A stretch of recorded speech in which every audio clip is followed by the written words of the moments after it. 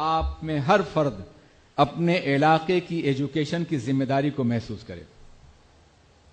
آج ہمارے ہزاروں بچے تعلیم نہیں حاصل کر رہے ہیں، غربت کی وجہ سے، کسی اور پریشانی کی وجہ سے، یا ماں باپ کی جہالت کی وجہ سے.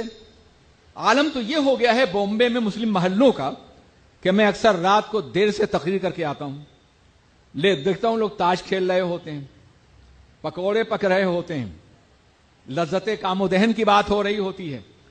صبح تک وہ جب جاگتے ہیں تو بچوں کو اسکول کب بھیجتے ہوں گے، بچوں کی پرورش کیسے کرتے ہوں گے، بچوں پہ محنت کیسے کرتے ہوں گے. میں نے تقریریں بھی اس پہ کی ہیں مگر شاید اس کا اثر نہ ہو.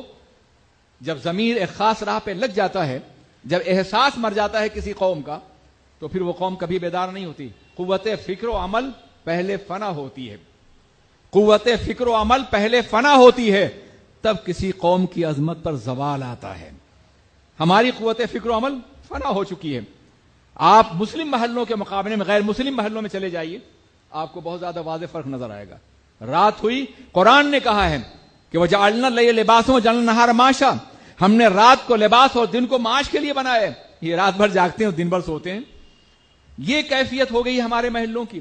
ہمیں انہیں بیدار کرنا ہوگا، آپ کو کرنا ہوگا، انہیں صحیح راہ پہ لگانا ہوگا. جو اپنے والدین اپنے بچوں کی تربیت کر سکتے ہیں، پڑھا سکتے ہیں، ان سے کہنا ہوگا کہ آدھا پیٹ کھاؤ مگر بچوں کو تعلیم ضرور دو. توڑ دو یہ ٹی وی، تمام عیاشیاں ختم کر دو، اپنے بچوں کو تعلیم. یہ تمہارا مستقبل ہے. یہ بچے اگر تعلیم نہیں حاصل کریں گے تو انتہائی بدترین زندگی گزاریں گے، بدترین غلامی، اکنامکل سلیوری. ایسے غلام بنیں گے کہ نہ ان کی عزت محفوظ رہے گی، نہ ان کی آبرو محفوظ رہے گی. دنیا کی پسماندہ قوموں کا جائزہ لیجئے. کئی ہزار سال سے جو طبقہ پسماندہ تھا، اس کی عزت تھی کوئی؟ اس کی کوئی آبرو تھی؟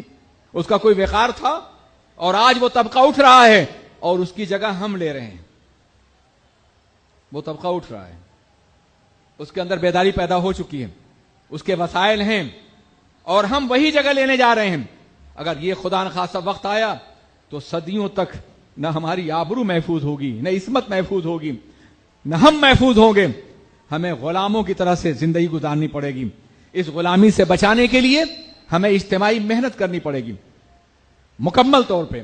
اور اس کا طریقہ یہ ہے کہ جتنے بھی افراد ہیں، آپ پورے شہر کو سنبھال سکتے ہیں، اپنے محلے کا جائزہ لیں، دیکھیں کون سے بچے پڑھ رہے ہیں اور کون سے بچے پڑھ نہیں رہے ہیں.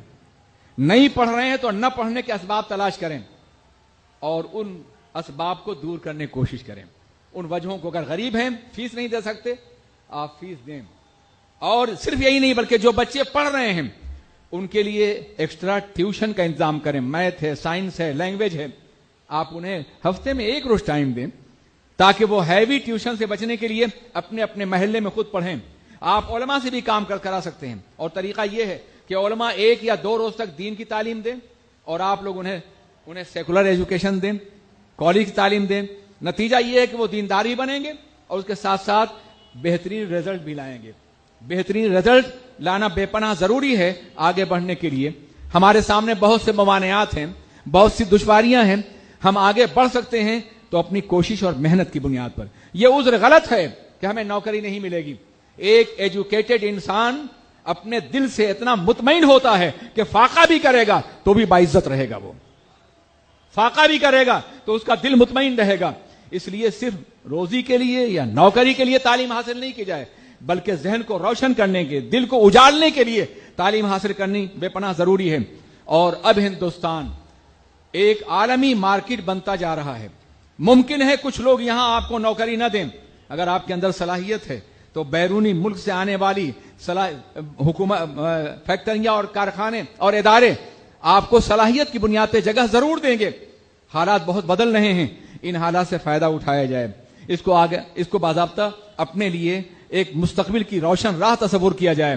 ہم میں کا ہر فرد اپنے علاقے میں ایسے ٹیوشن کے اسکول قائم کرے یا جائزہ لے کہ کون سا بچہ پڑھ نہیں رہا ہے اور اسے پڑھانے کی کوشش کی جائے تاکہ 100% ایجوکیشن ہمارے معاشرے میں عام ہو سکے. ہماری بچیاں بھی، ہمارے بچے بھی، سب کے سب تعلیم یافتہ ہو جائیں. اگر ایسا ہوگا انشاءاللہ تبارک و تعالی تو ہمارا مستقبل روشن ہے. ہم صدیوں کی مایوسیوں کو چند سالوں کے اندر دور کر سکتے ہیں اگر ہمارا عزم محکم ہو، ہمارے ارادے مضبوط ہوں، اور اگر ہم دین کے لیے کچھ قربانی، وقت کی قربانی دینے کے لیے تیار ہو جائیں تو یقیناً ہم کامیاب ہو سکتے ہیں۔ کبھی کبھی لوگ سوچتے ہیں یار زوال اتنے قریب آ گیا ہے، اب ہم کیا کر سکیں گے؟ ہمارے اسلام میں یہ پہلی بار ایسا نہیں ہوا۔